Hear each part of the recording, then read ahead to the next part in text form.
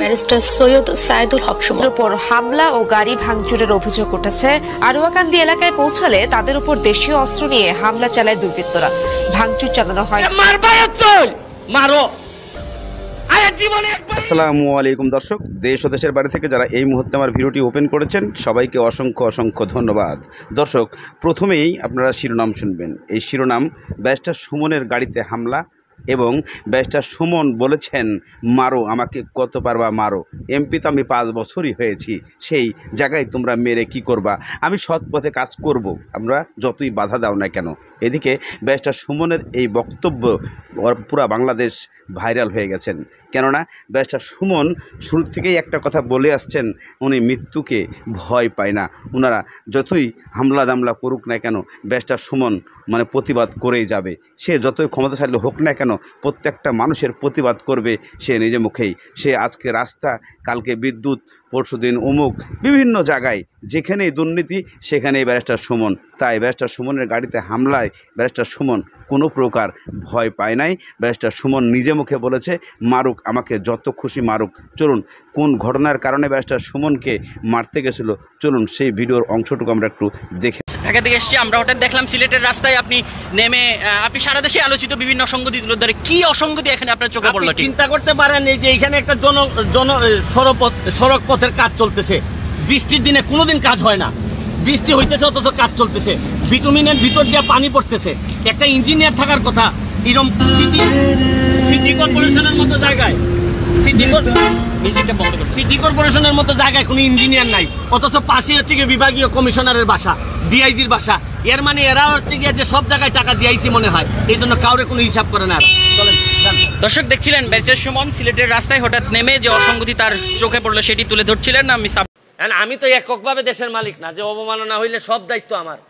আমি আমার জীবন যৌবন সবকিছু একটু রিস্কে রেখে আমি এগুলা সারা বাংলাদেশের মানুষের সামনে নিয়ে আসছি। আপনি জানেন যে কিসের মামলাটা আমি সুরাহা করতে পারছি, হচ্ছে কি আপনার শেরাটনের মামলা, সালাম মুর্শিদির মামলা, তারপরে সালামের।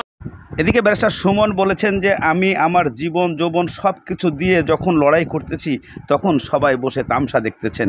একাই দেশটা কি আমার, দেশটা তো আমার একার নয়, আমার হবিগঞ্জ 4 আসন আমার একাই। তবু আপনারা প্রতিটা মামলায় আমি যখন করি সে মামলা নিয়ে আমি কাজ করে যাই।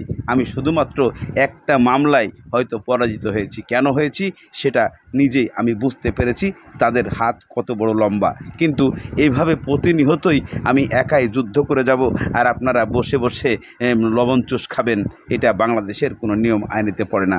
আমার মতো হাজারো ব্যারিস্টার সুমন যদি দাঁড়িয়ে থাকতো তাহলে আজকে বাংলাদেশে দুর্নীতি হতে পারতো না। ব্যারিস্টার সুমনের উপরে হামলা, আজকে আমি ব্যারিস্টার আমার উপর হামলা হয়েছে, হয়তো আগামীকাল আপনার উপর হামলা হতে কোনো দ্বিধা আসবে না। কেননা যেই প্রতিবাদ করবে, যেই ভালো মানুষ, সে কখনোই থাকতে পারবে না।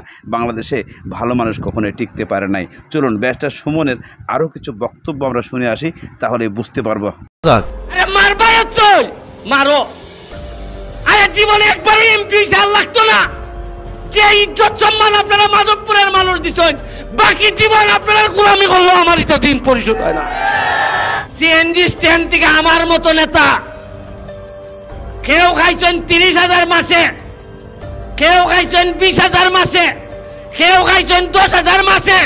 আরে রাজনীতি করো আর মানুষের গ্রামের পয়সা খাও, লজ্জা করো।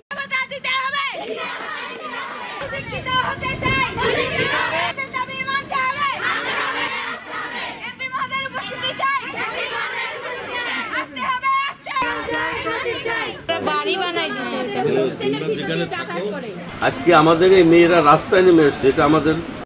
এদিকে ব্যারিস্টার সুমনের এই হামলার প্রতিবাদে স্কুল ছাত্রীরা রাস্তায় নামেন এবং তারা এটা নিয়ে প্রতিবাদ জানায় এবং এটার ন্যায্য বিচার চায়। আমরা কোন দেশে বসবাস করি, একজন মানুষের জন্য প্রতিনিয়তই যদি হুমকি হয়ে দাঁড়ায় তাহলে সেই মানুষটার পক্ষে বেঁচে থাকা অনেকটাই অসম্ভব হয়ে যায়। তবুও মৃত্যুর মালিক হচ্ছে উপরওয়ালা, যেদিন মৃত্যু লিখেছে সেদিনই হয়তো পৃথিবী ছেড়ে চলে যাবেন। কিন্তু এইভাবে একটা মানুষকে প্রতিনিয়তই হুঙ্কার দিয়ে প্রতিনিয়তই শত্রু তৈরি হলে সেই মানুষটার বেশিক্ষণ বেঁচে থাকা সম্ভব নয়। আজকে নজিরবিহীন ঘটনা যে স্কুল ছাত্রীরা প্রতিবাদ করেছেন এই মানুষটির পক্ষ হয়ে, এটাই বড় দুঃখের বিষয় যে আমরা আজকে কোথায় দাঁড়িয়েছি। শুধু একটা মানুষ সারা বাংলার মানুষের শত্রু হয়ে দাঁড়িয়েছে, আর সব মানুষই সবার বন্ধু, কারণ দুর্নীতির প্রতিবাদ করতে গিয়ে আজকে ব্যারিস্টার সুমন সবার শত্রু হয়েছে। দর্শক, আজকের মতো এখানে শেষ করছি। ভালো থাকুন, সুস্থ থাকুন, দেখা হয় পরবর্তী ভিডিও।